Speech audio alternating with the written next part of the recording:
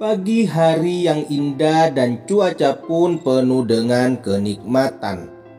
Aku dan teman-temanku melakukan kegiatan main voli dan tidak sengaja melihat seorang gadis yang sangat cantik sedang duduk dan meneteskan air mata yang sangat jernih. Dan aku tidak tahu kenapa dia bersedih. Aku berlari tetapi pandangan yang tertuju pada gadis itu. Lalu gadis itu menoleh kepadaku dan memberi senyuman kepadaku. Selesai main voli, mengapa yang terjadi kepadaku? Tiba-tiba saja aku terbayang senyum gadis tadi. Seakan-akan gadis itu telah merusak pikiranku dan mencuri hatiku. Aku pun bertanya pada diriku, apa aku cinta pada gadis yang belum aku kenal tadi?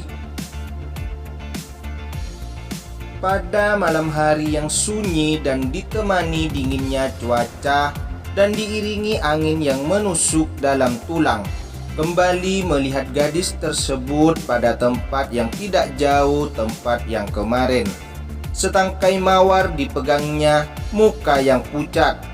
Aku pun dengan senang dan menghampirinya terus bertanya kepada gadis itu, "Kamu lagi menunggu seseorang?"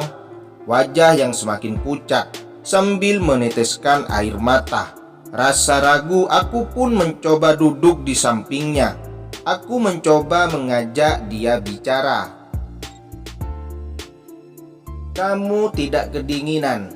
Lalu dia melihatku dari pandangan dengan lembut dan berkata, "Tidak ada seseorang yang mau menemaniku, hanya kesunyian dan kesepian. Kesunyian tenang dan kesepian damai." Sedikit menarik nafas, kembali bertanya pada gadis itu, "Kenapa kamu menangis kalau kesepian itu damai?" Aku bukan menangis, tapi aku menyesal karena tidak pernah menghargai orang yang sayang sama aku, yaitu kedua orang tuaku. Sekarang mereka sudah tiada yang terus membayangiku, ucap gadis itu. Aku pun memegang bahu gadis tersebut dan berkata, "Maaf ya, aku membuat kamu semakin sedih." Sedikit tersenyum dan bertanya siapa namaku. Waktu semakin terus berjalan hingga menunjukkan pukul 00.00 dan belum sempat kasih tahu siapa namaku. Tiba-tiba datang mobil berhenti di depan. Mobil tersebut menjemput gadis itu. Tidak tahu siapa gadis itu. Dia pergi dan berkata, "Sayangilah apa yang engkau miliki sebelum mereka itu lenyap." Dari kejadian itu aku tidak pernah melihat gadis itu lagi. Sangat penasaran nama gadis itu dan siapa gadis itu sebenarnya. Bukan hanya penasaran, tapi aku suka sama gadis tersebut, memiliki senyum yang indah.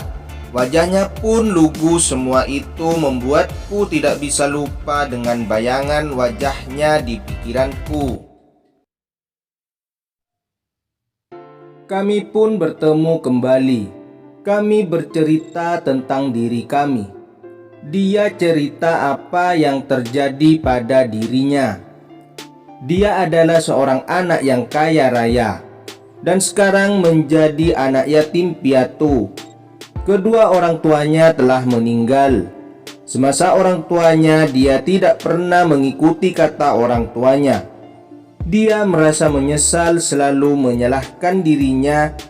Kedua orang tuanya meninggal itu.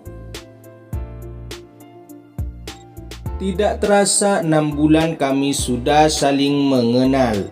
Walau cuma berkomunikasi dengan HP, kami pun pacaran dan menjalin hubungan yang sangat mesra.